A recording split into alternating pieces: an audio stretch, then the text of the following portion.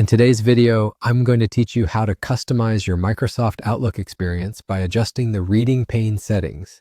This can significantly enhance your email management efficiency and make your screen more organized to suit your personal workflow.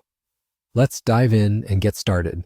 The first thing you need to do is open your Microsoft Outlook application. If you're using a desktop version, you'll typically find it by clicking on your Start menu and searching for Outlook. For those using web or mobile versions, open a web browser and go to the Outlook website or use the Outlook app on your mobile device.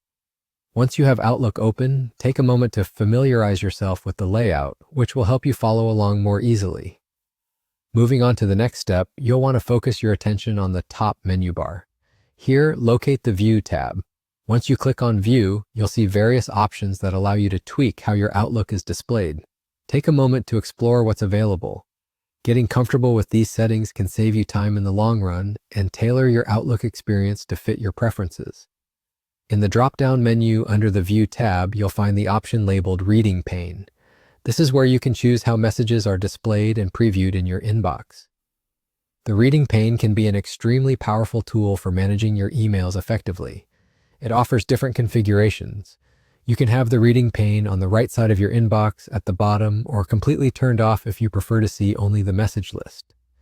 Each of these options has its perks. For instance, having the reading pane on the right helps you read emails while still seeing your inbox, saving time from opening each message in a new window.